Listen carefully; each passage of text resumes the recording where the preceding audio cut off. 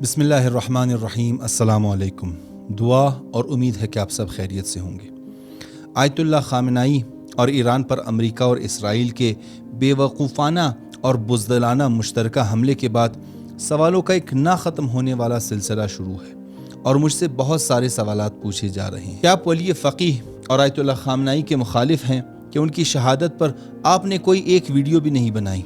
آیت اللہ خامنائی نے خطرے اور ان کی زندگی پر سخت ترین تھریٹس کے باوجود بنکر وغیرہ میں پناہ کیوں نہیں لی؟ آیت اللہ خامنائی کی شہادت کے بعد کیا ہوگا؟ کیا ایکسس آف ریزسٹنس ختم ہو جائے گی؟ اب ایران کی پوزیشن کیا ہے اور اس جنگ میں فاتح کون ہوگا، ایران یا امریکہ اور اسرائیل؟ اس ویڈیو میں ہم ان 5 سوالات کے جواب بیان کریں گے۔ آئیے شروع کرتے ہیں پہلے سوال سے کہ کیا آپ ولی فقیہ اور آیت اللہ خامنائی کے مخالف ہیں کہ ان کی شہادت پر آپ نے کوئی ایک ویڈیو بھی نہیں بنائی؟ اس کا جواب یہ ہے کہ نہ صرف میں مخالف نہیں بلکہ میں آیت اللہ خامنائی کا مقلد ہوں اور ولی فقیہ کا سخت پیرو ہوں، اور میں اللہ سے دعا کرتا ہوں کہ میں، میری اولاد یا میری نسل کو امام زمانہ علیہ السلام کے نمائندے کی مخالفت سے پہلے ہی موت عطا کر دے، تاکہ اس مخالفت کی وجہ سے میں اللہ کے عظیم عذاب سے بچ سکوں۔ تو نہیں، میں ولی فقیہ اور آیت اللہ خامنائی کا مخالف نہیں بلکہ پیرو ہوں، اور وہ میرے پیر تھے، ہیں اور رہیں گے۔ دوسری بات یہ ہے کہ ویڈیو نہ بنانے کی وجہ یہ تھی کہ جس دن ایران پر حملہ ہوا اس کے اگلے دن آیت اللہ خامنائی کی شہادت کی تصدیق ہوئی، اور اسی دن نماز فجر کے بعد اس کی تصدیق ہوئی۔ تصدیق ہونے کے فوراً بعد ہم نے علماء کے ساتھ رابطے شروع کیے اور فوراً کوئٹہ کے جامع مسجد میں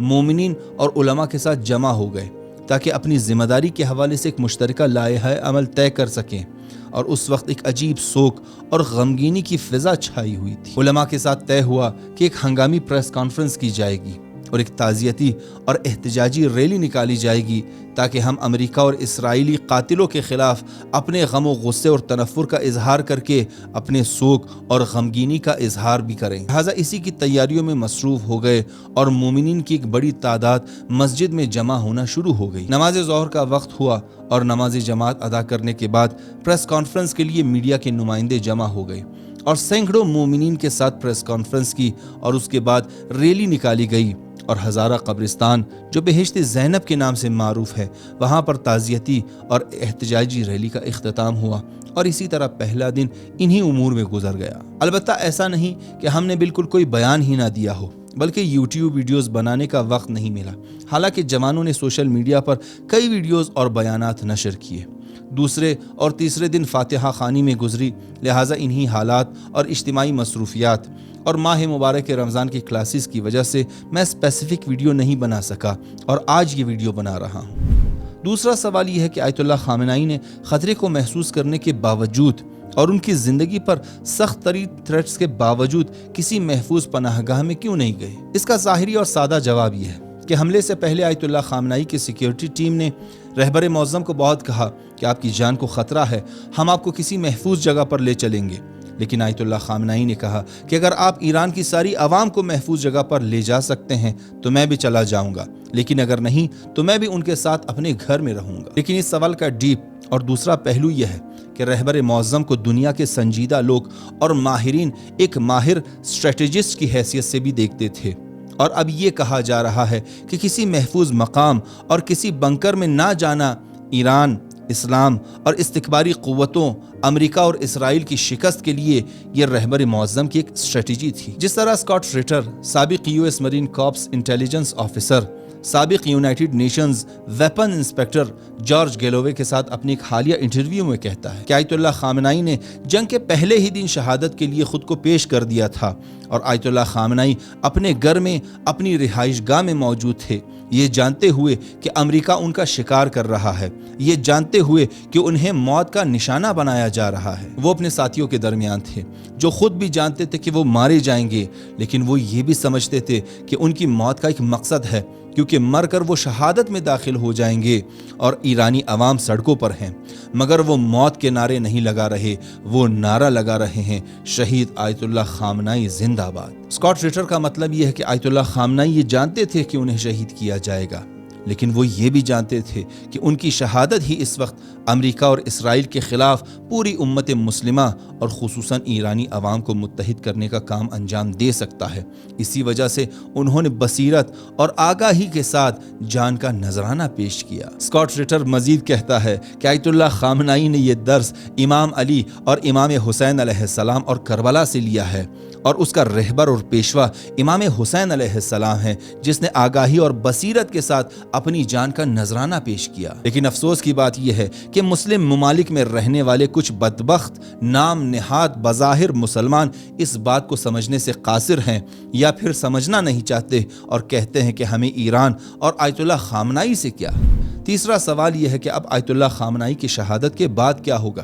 کیا ایکسس آف ریزسٹنس ختم ہو جائے گی؟ یہ وہ سوال ہے جو اسلام کی ابتدا سے ہی ہمیشہ مختلف مشکل حالات میں کی جاتی رہی ہے، اور اس کے جواب کو اللہ تعالیٰ نے مختلف آیات میں بیان کیا ہے، جیسے سورہ آل عمران کی آیت 144 میں اللہ فرماتا ہے وَمَا مُحَمَّدٌ إِلَّا رَسُولٌ قَدْ خَلَتْ مِن قَبْلِهِ الرُّسُلُ أَفَإِن مَّاتَ أَوْ قُتِلَ انقلبتم عَلَىٰ أَعْقَابِكُمْ، اور محمد صلی اللہ علیہ وآلہ وسلم تو بس رسول ہی ہیں،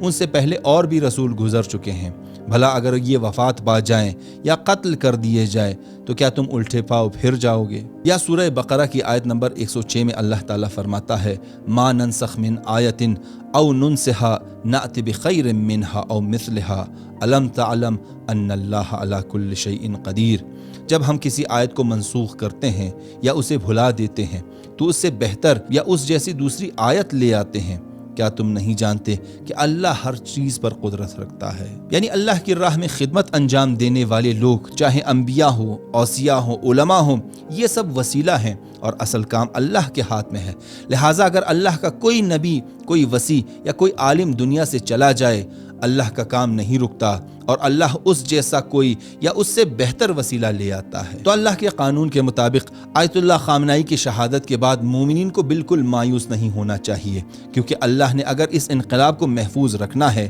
یا اگر استکبار کو نابود کرنا ہے تو وہ اس جیسا یا پھر اس سے بھی کوئی بہتر رہبر عالم اسلام کو عطا کرے گا انشاءاللہ۔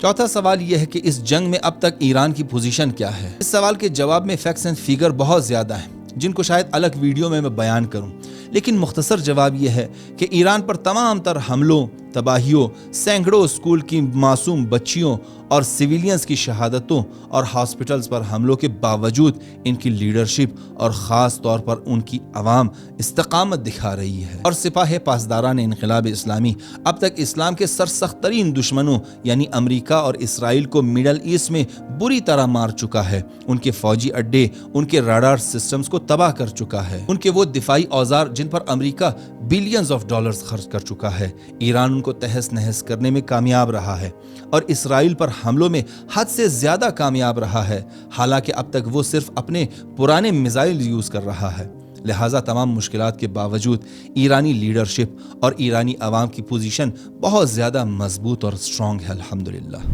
پانچواں اور آخری سوال یہ ہے کہ جنگ کون جیتے گا اور فاتح کون بنے گا؟ اس سوال کے جواب کو ہم دو مختلف زاویوں سے بیان کریں گے۔ پہلا زاویہ الہی اور دینی زاویہ ہے، اور وہ یہ ہے کہ جو بھی اللہ کی راہ میں اپنی ذمہ داری صحیح طریقے سے انجام دے، اللہ کی بارگاہ میں وہ کامیاب ہے، خواہ وہ اپنی دنیاوی مقصد کو حاصل کرے یا نہ کرے، اور اس حقیقت کو اللہ تعالیٰ نے قرآن مجید کی مختلف آیات میں بیان کیا ہے۔ سورہ نور کی آیت نمبر 52 میں اللہ تعالیٰ فرماتا ہے وَمَن يُطِعِ اللَّهَ وَرَسُولَهُ وَيَخْشَ اللَّهَ وَيَتَّقِيهِ فَأُولَٰئِكَ هُمُ الْفَائِزُونَ، اور جو اللہ اور اس کے رسول کی اطاعت کرے، اللہ سے ڈرے اور تقوی اختیار کرے تو یہی لوگ کامیاب ہونے والے ہیں۔ یا سورہ آل عمران کی آیت نمبر 139 میں مومنین سے فرماتا ہے وَلَا تَهِنُوا وَلَا تَحْزَنُوا وَأَنْتُمُ الْأَعْلَوْنَ إِن كُنتُم مُؤْمِنِينَ، نہ کمزور پڑو اور نہ غم کرو، اگر تم مومن ہو تو تم ہی غالب اور کامیاب رہو گے۔ اور اسی طرح سورہ نساء کی آیت نمبر 100 میں اللہ تعالیٰ فرماتا ہے وَمَن يَخْرُجْ مِن بَيْتِهِ مُهَاجِرًا إِلَى اللَّهِ وَرَسُولِهِ ثُمَّ يُدْرِكْهُ الْمَوْتُ فقد وقع اجرہ علی اللہ، اور جو اپنے گھر سے اللہ اور اس کے رسول کی طرف ہجرت کرتے ہوئے نکلے پھر اسے موت آ جائے تو اس کا اجر اللہ کے ذمے ثابت ہوگا، یعنی وہ کامیاب ہے۔ یا پھر سورہ آل عمران کی آیت نمبر 157 میں اللہ تعالیٰ فرماتا ہے وَلَئِن قُتِلْتُمْ فِي سَبِيلِ اللَّهِ أَوْ مُتْتُمْ लमग़फ़िरतुम मिनल्लाहि व रहमतुन खैरुम मिम्मा यजमऊन। और अगर तुम राह खुदा में मारे जाओ या मर जाओ तो अल्लाह की तरफ से जो बख्शिश और रहमत तुम्हें नसीब होगी वो उन सब से बहुत ज़्यादा है जो तुम दुनिया में हासिल करना चाहते थे। इन तमाम आयात को मद्देनज़र रखते हुए ईरान हर हालत में कामयाब है, चूँकि आयतुल्लाह ख़ामेनाई ने अल्लाह की खुशनुदी के लिए इस्तिक़ामत दिखाई और अल्लाह अकबर के नारे की पासदारी करते हुए किसी भी तागूत के सामने झुकने से इनकार कर दिया और पूरी दुनिया और खुसूसन फ़लस्तीन के मज़लूमीन की हिमायत में अपनी जान का नजराना पेश किया। लिहाजा ईरान हर हालत में कामयाब है। और इस सवाल के जवाब का दूसरा पहलू ज़ाहिरी पहलू है, और ज़ाहिरी हवाले से क़तई नतीजा बयान करना क़ब्ल अज़ वक्त होगा, लेकिन अब तक की सूरत हाल को और फैक्ट्स एंड फिगर को और अहदाफ को मद्देनज़र रखते हुए ये कहा जा सकता है कि अब तक ईरान इन 7 दिनों में फातेह है। जैसे कि स्कॉट रिटर कहता है कि हम यानी अमरीकी इस जंग को पहले दिन से ही हार चुके हैं, या मुईद पीरज़ादा साहब कहते हैं कि ये जंग इस सुपर पावर यानी अमरीका के ज़वाल के आगाज़ का ऐलान है, यानी ईरान जंग अभी से जीत चुका है जिसका मकसद आलमी इस्तिकबार का खात्मा है। और इन तमाम बातों की मेन वजह जंग के अहदाफ है, यानी किसी भी जंग में दाखिल होने की कोई ना कोई ख़ास वजह ज़रूर होती है और किसी भी जंग में हार या जीत उसके हदफ से वाबस्ता होती है। जैसे आशूरा और करबला का फातेह इमाम हुसैन अलैहिस्सलाम है, क्योंकि इमाम हुसैन अलैहिस्सलाम इस्लाम को बचाने और यजीद जैसे पलीद दरिंदे के तख्त को उलटने में कामयाब हुए। ईरान और अमेरिका और इसराइल की इस जंग में ईरान का हदफ सर्वाइव करना और आलमी इस्तिकबार के सामने किसी भी सूरत में सरेंडर ना करना है, और ईरान अब तक इसमें कामयाब है। और इसके मद्दे मुकाबिल अमेरिका अब तक अपने जंग के अहदाफ को कई मरतबा बदल चुका है। कभी कहता है हमारा मकसद हुकूमत बदलना है, कभी कहता है हमारा मकसद ईरान को सरेंडर करवाना है। और इसी तरह हर इंटरव्यू में ट्रंप और आलमी इस्तिकबार की बातें बदल रही हैं, यानी उनको मुख्तलिफ हवालों से तनकीद और शिकस्त का सामना करना पड़ रहा है। इसी वजह से बार बार बयानात बदलते रहते हैं। लिहाजा अब तक की बातों और इवेंट्स को मद्देनजर रखते हुए यही लग रहा है कि ईरान कामयाब है, और ईरान की मजीद कामयाबी और एक्सेस ऑफ रेजिस्टेंस की मजीद कामयाबी के लिए दुआ करें, और कमेंट्स में अपने दिल से निकलने वाले किसी दुआया जुमले को ज़रूर कमेंट करें। आज के लिए इतना ही। अपना ख्याल रखिए। अल्लाह हाफिज़।